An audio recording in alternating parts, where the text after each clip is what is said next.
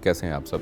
उम्मीद है आप सब अच्छे होंगे, अपना ध्यान रख रहे होंगे, एहतियात भी रख रहे होंगे। जब बाहर निकल रहे होंगे तो लोगों से एक दूरी रख के बात कर रहे होंगे, डिस्टेंसिंग के तहत मास्क लगा रहे होंगे, हैंड हाइजीन का ख्याल रख रहे होंगे।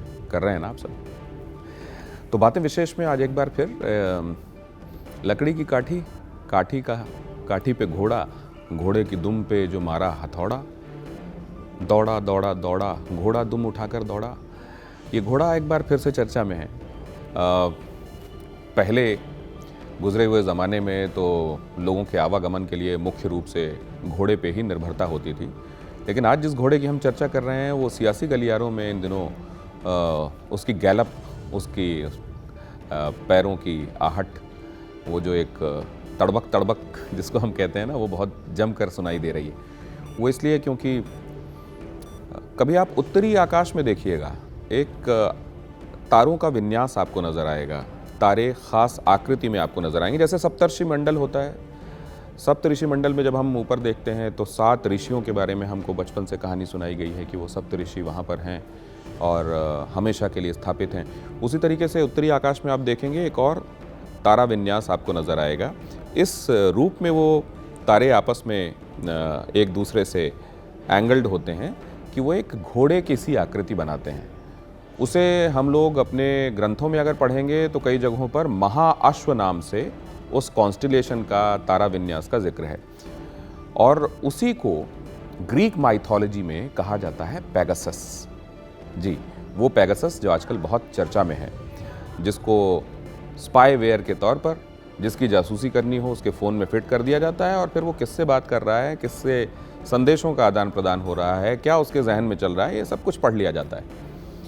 भारत में जो ऑपोजिशन है वो सरकार पर हमलावर है कि उन्होंने ये स्पाईवेयर लिया और यहाँ पे तमाम वो लोग जिनकी वो जासूसी करना चाहते हैं, वो विपक्ष के नेता हों, जर्नलिस्ट्स हों, जजेस हों या अलग अलग वॉक ऑफ लाइफ के ऐसे लोग जो उनके लिए चैलेंज बना सकते हैं, चैलेंज पोज कर सकते हैं, उनके जहन में क्या चल रहा है ये पता करने के लिए ये स्पाईवेयर फिट कर दिया गया।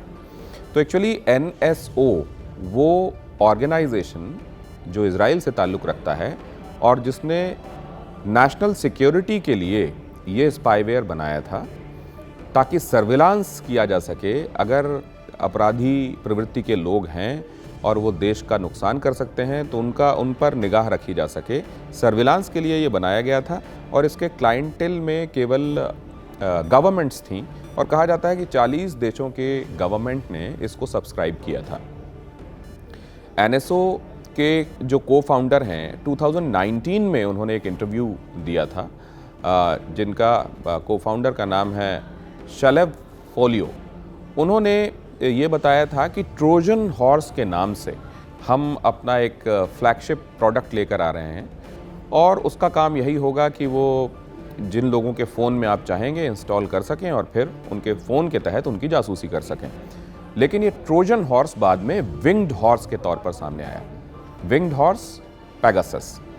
अब पेगासस वही तारा विन्यास जिसको ग्रीक माइथोलॉजी में पेगासस नाम से जाना जाता है, घोड़ा। एक्चुअली ग्रीक माइथोलॉजी में उसको लेकर कई तरह की कथाएं हैं।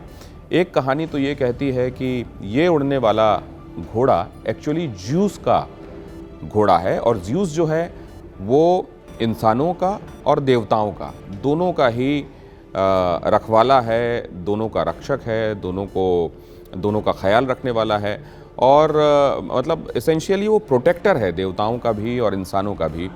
और जब कभी ज़्यूस लड़ाई पर गए तो वो इसी घोड़े में गए और उनके जो मुख्य हथियार होते थे, ज़्यूस के हथियार माने जाते हैं कड़कती हुई बिजली, कड़कते हुए बादल, इसको वो इसी घोड़े में लेकर जाया करते थे और इसी बिजली से वो दुश्मनों का संहार किया करते थे।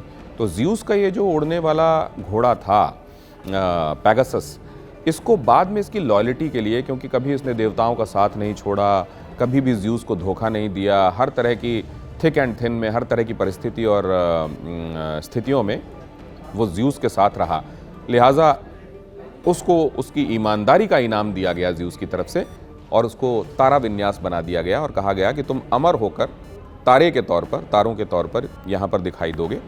और पेगासस नाम से उसको जाना गया। एक और दूसरी कहानी है जो ये कहती है कि मेडूसा, एक जो वहाँ ग्रीक माइथोलॉजी में एक हीरो का जिक्र होता है जिसका नाम है परसेस। वो परसेस जो है वो मेडूसा का कत्ल करता है, तो उसके खून से ये घोड़ा बनता है, विंग्ड हॉर्स। वहाँ पर एक दूसरा हीरो था जिसने इस विंग्ड हॉर्स को अपनी सवारी बना लिया था, और पेगासस को बाद में पेगासस पे चढ़कर वो माउंट ओलंपस की तरफ गया। माउंट ओलंपस में ही वहाँ देवताओं का वास माना जाता है। माउंट ओलंपस में जब वो गया तो ज़्यूस इस बात से बहुत नाराज़ हुए। इस बात को हेठी के तौर पर, हिमाकत के तौर पर देखा गया, और उसको बेलेफर्नो को वहाँ से गिरा दिया गया। वो आया और वो कांटेदार झाड़ियों में गिरा, अंधा हो गया, और उसके बाद बहुत मुश्किल जीवन उसका रहा, ये कहा गया। लेकिन ज़्यूस उड़ते उड़ते आगे बढ़ गया और आगे जाकर वो तारा विन्यास में तब्दील हो गया, और ये कॉन्स्टेलेशन तब से वहाँ पर दिखाई देता है। कुल मिलाकर आकाश में दिखने वाली आकृतियों के संदर्भ में कुछ तो ऐसा है जो शास्त्रों में है, कई दंत कथाएँ भी इनके बारे में प्रचलित हैं, और उसी से निकला हुआ है पेगासस, जिसने इस समय दुनिया में खलबली मचाई हुई है, हिंदुस्तान के सियासी गलियारों में भी। उम्मीद करता हूँ पेगासस से जुड़ी हुई जानकारी आपको अच्छी लगी होगी। बातें विशेष में दिव्या और कैमरे में मेरे सहयोगी अजय के साथ आपसे अनुमति लेता हूँ। नमस्ते।